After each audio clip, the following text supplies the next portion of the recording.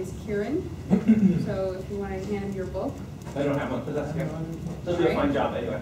All right, so please welcome Dr. Jim. Thank you very much. My friends, I want you to come with me on a journey. We're going to go from today, where you are right now, we're going to go back in time.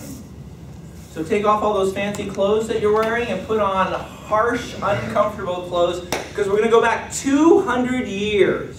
Okay, congratulations, you've just signed up to be a member of Napoleon's army. Woohoo! Okay, now 1799 is the year, and you know, the world has gone crazy. Okay, and the reason the world's gone crazy is because Egypt, the land of mystery, has been rediscovered. And of course, what's Napoleon going to do? But he sends an expeditionary force to Egypt to find what secrets, what treasures are contained in Egypt, and you go along. Now, I've got some good news for you. You're not a regular soldier. You've got special skills. You're part of Napoleon's artistic and cultural committee, which means you're basically a scientist, right? When the army discovers things in Egypt, you'll be called upon to interpret what they mean. Now, that's a pretty good gig to have if you think about it, right? Well, I've got some bad news for you. You know, you were raised in France, right? France is a beautiful country. You were surrounded by beautiful women, fine wine, fantastic cheeses. Give it up! You're in Egypt now. It's incredibly hot. Water is a constant issue. And there's 1,000 bugs who live for no other reason than to bite you and torment you. This is a rough gig that you've gotten yourself into. And also, by the way, although you are special and you do have special skills, you get to do the menial labor on a normal day basis. So on this particular day, which happens to be July 19th of 1799, you're assigned to a work detail that's going to go outside of Fort Julien, which is where you're currently stationed in Egypt, and you're going to do repairs. So you get together with the rest of your platoon and you go out to do repairs. But you know, as you're walking by the base of the fort, your eyes are attracted to something that you happen to see.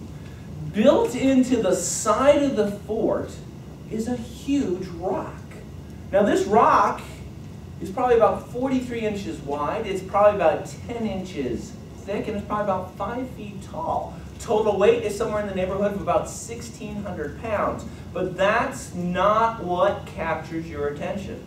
What captures your attention is there's writing on this rock. This isn't like all the other rocks that they used to build the fort. You take a closer look at it and you discover that there's actually 3 different styles of writing on it. One is hieroglyphics, which captures your attention because nobody's been able to speak or interpret hieroglyphics at this point in time for over 1,000 years.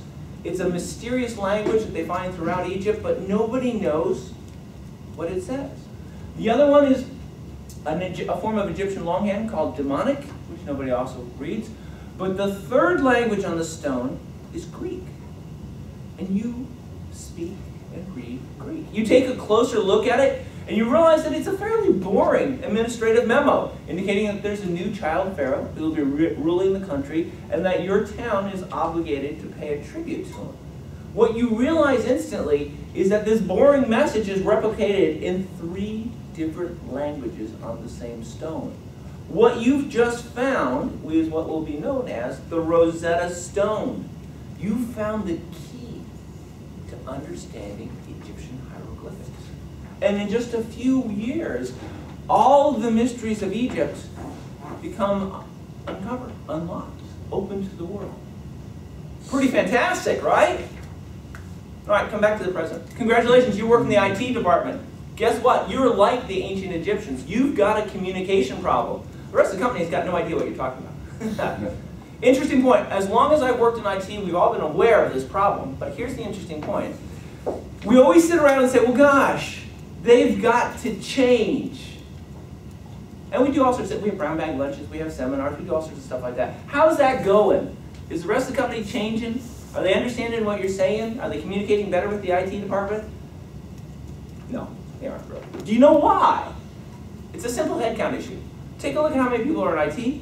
Take a look at how many people are in the rest of the company. Guess what? There's fewer people in IT.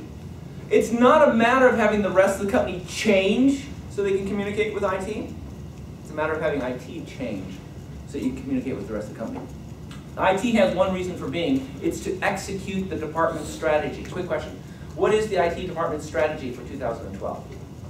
Model business. Sorry, what is it? System rationalization. Okay, I've got two answers. How about anybody else? Anybody else got an answer? Change. Decom. Change. All right, so you got no clue. But hey, don't be concerned. Studies have shown that less than 10% of IT departments are actually able to successfully execute their IT strategy. Question is why? Turns out there's actually 4 reasons why. The very first reason is, just like we just discovered, the folks working in the IT department have no idea what the IT strategy is. There was a memo that came out at the beginning of the year that said what the strategy was, and you read it real quick, you filed it away, and it's gone. It didn't stick, it made no mark, you're safe. Woohoo! The second reason is the people working in the department aren't motivated. I mean, do you really care about the IT strategy? Not really. You've got your own performance metrics, right? Who cares about that strategy thing? Whatever. The third reason that IT departments do such a lousy job of implementing our IT department strategy is, more often than not, we come up with our financial plans for the year, our budgets, on one hand, and then we create our strategy with the other. We don't create them together. Well, if you're getting funded, shouldn't you be getting funded to implement your strategy? Doesn't that make sense? But you know, when we get funded, we think about what? We think about this year. What am I going to get money for this year? What am I going to implement this year? It's all focused on this year, right? And the fourth reason that an IT department does a lousy job of implementing its strategy is simply when we get together to have a meeting and we're talking about a project or some sort of initiative that we have going on, what do we always end up talking about? Do we talk about how it fits into the grand strategy of the IT department and how this is going to move us closer to what we're trying to accomplish? Absolutely not. We end up talking about the budget. How are we doing? Are we over budget? Are we under budget? Do we have enough money? Do we need to ask for more money? Are we going to be there, hey, if we have money left over, what else could we spend it on, right? We're completely focused on finance. Okay? And when we talk about projects, we talk about finance. Don't get me wrong, it's important, okay? But I want you to think about finance as simply being a measurement tool, okay? It shouldn't be the end all. If you're working on a project, if you're spending time, energy, and effort on something, then the reason you should be doing that is to move your IT department's strategy from where it is today to where the IT department wants to be tomorrow. Quick question, does your IT department have a mission statement? More importantly, do you know what it is? Does it have a vision? Does the IT department have a, no, okay. See, what is a vision? A vision, if done correctly, is a concrete picture of what the IT department is going to be in 5, 10, 15, or 20 years in the future. If you have a vision, then your strategy should be telling you how you're going to get from today to that vision. So, go figure out what your mission statement is, go figure out what your strategy is, go figure out what your vision is, and you will be successful members of the IT department. Madam Secretary. Thank you. And any successful IT department will issue